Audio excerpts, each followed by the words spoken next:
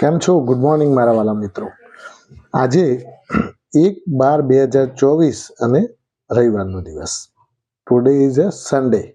આજે બધા રિલેક્સ મૂડમાં હશો. આજે હું પણ વિડીયો પતાવી અને બહાર ફરવા માટે જવાનો છું, એટલા માટે સ્પેશિયલ વિડીયો બનાવીને જવાનો છું મિત્રો. હવે આજે આપણે એના વિશે ચર્ચા કરીશું મિત્રો કે કયા કયા સેક્ટર્સમાં નેક્સ્ટ વીકની અંદર મુવમેન્ટ જોવા મળી શકે છે. કારણ કે ફૂલ ફ્લેજ મહારાષ્ટ્ર સરકાર આવેલી છે, એટલે સરકારને લગતી જે પણ કંપનીઓ છે એમાં આવતા વીકમાં મુવમેન્ટ જોવા મળે તો નવાઈ ન પામતા. કયા કયા 4 સેક્ટર્સ છે, એના કયા કયા શેર્સની અંદર તમને તેજી જોવા મળશે, એના વિશે આજે આપણે ચર્ચા કરવાની છે મિત્રો. તો આપણે ગયા વીકમાં પહેલાં થોડું વાગોળી લઈએ કે ગયા વીકમાં આપણે જોયું બજારની અંદર ધીમે ધીમે ઉથલ પાથલ ખાલી ગુરુવારે આપણને કરેક્શન જોવા મળ્યું, બાકીના 4 દિવસ સારી એવી તેજી જોવા મળી મિત્રો. એમાં પણ બધા જ શેર્સની અંદર અંડર કરંટ જોવા મળ્યા. બધા શેર્સ લગભગ 5 થી 7%, 10% જેટલા નીચેથી જે બોટમથી પાછા ઉપર આવી ગયા છે. એટલે મિત્રો નેક્સ્ટ વીકમાં આપણે કયા કયા 4 શેર્સ જેમાં ધ્યાન રાખવું જોઈએ. શુક્રવારે આપણે જોયું કે શુક્રવારે એફઆઈઆઈની વેચવાલી લગભગ 5,000 કરોડની આસપાસ હતી. લગભગ 5,000 કરોડની આસપાસ એફઆઈઆઈની વેચવાલી શુક્રવારે પણ હતી. ભલે બજાર પોઝિટિવ હતું, પણ એફઆઈઆઈએ કેશમાં 5,000 કરોડની વેચવાલી કરેલી છે મિત્રો. તો થોડું કોશિયસ રહીને તો કામકાજ કરવાનું જ છે. એકદમ ફૂલ ફ્લેજ મોજમાં નહીં આવી જવાનું. થોડા કોશિયસ રહી અને નેક્સ્ટ વીકની અંદર કામકાજ કરજો. ઘણા બધા ઇવેન્ટો એવા છે કે જે રશિયા યુક્રેન યુદ્ધ અત્યારે ટેન્શનવાળું છે, એના કારણે કદાચ બજારની અંદર કોઈ ઉથલ પાથલ ના થાય.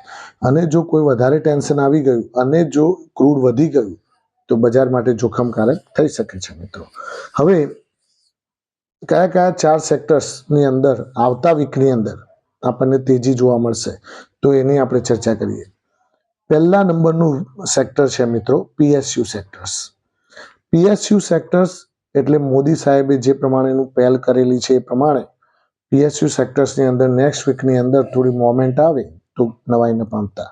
કયા કયા શેર્સ? એમાં NHPC, NTPC, Power Grid, Coal India, પછી ONGC, GAIL, MGL, BEML, BEL, each and every stocks જે પીએસયુને લગતા છે એ બધા જ શેરોની અંદર આવતા વીકમાં તેજીનું વાવડ આવે તો નવાઈ ન પામતા.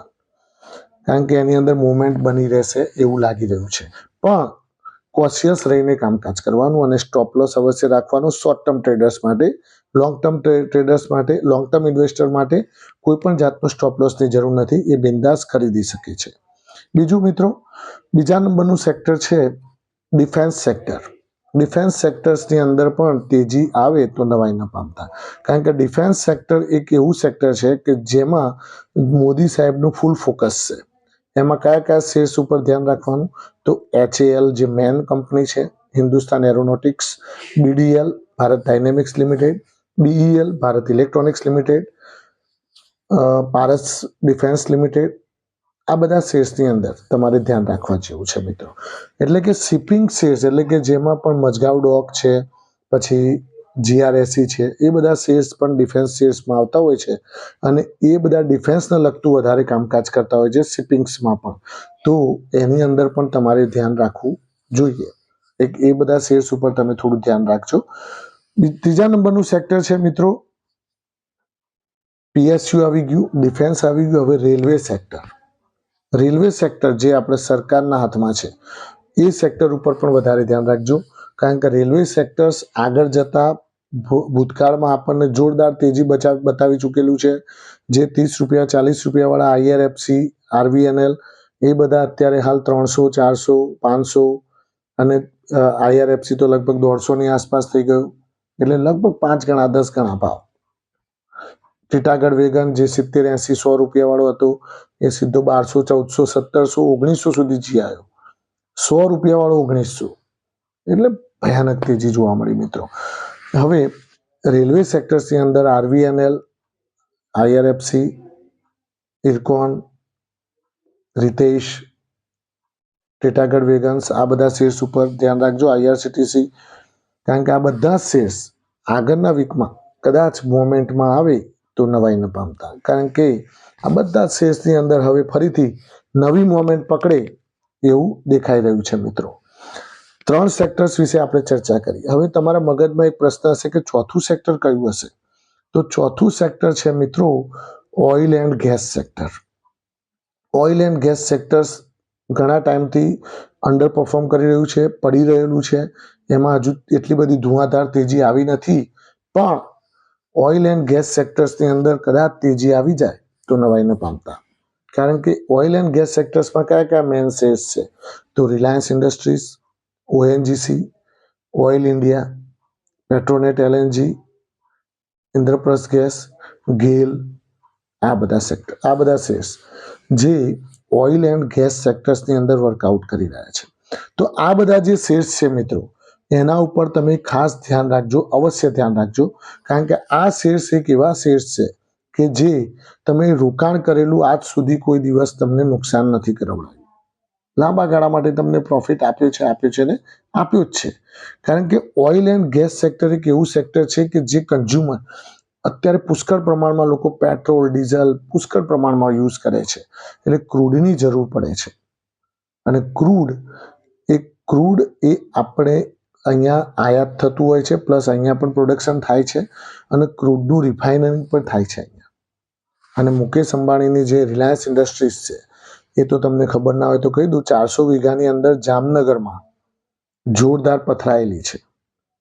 400 વીઘા જમીનમાં પથરાયેલી છે, અને પુષ્કળ પ્રમાણમાં ઓઇલ એન્ડ ગેસ એટલે કે જે પણ આવે છે ક્રૂડ, કાચું ક્રૂડ, એને રિફાઇન કરી અને એકદમ પુષ્કળ પ્રમાણમાં એ બનાવી રહ્યું છે.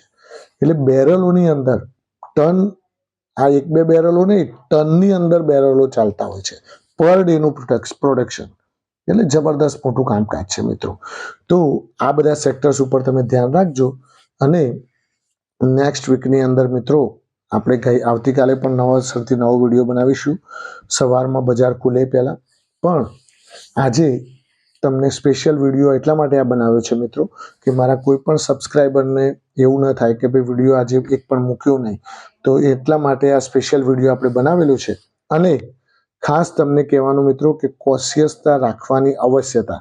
તેજી 100% છે, પણ આપણે અવિરત તેજીમાં આવી અને કોઈ પણ જાતનું ઇન્ટ્રાડે કે એફએનડો કે કોલપુટ ઓપ્શન કરવા જઈને નુકસાન કરી બેસીએ અને આપણી મહાબચતની જે મૂડી છે એને આપણે સહેજ પણ ગુમાવવા માંગતા નથી. Thank you very much. ખૂબ ખૂબ આભાર મિત્રો. માય પ્રોફિટ પોઈન્ટ ચેનલમાં આપ સૌનું એટલા માટે હું કહું છું કે તમારે નેક્સ્ટ વીકની અંદર તમારા માટે પ્રોફિટેબલ રહે, લાભદાયી રહે અને ફળદાયી રહે એવી આ ચેનલ વતી આપ સૌને શુભેચ્છાઓ. Thank you very much. ખૂબ ખૂબ આભાર મિત્રો.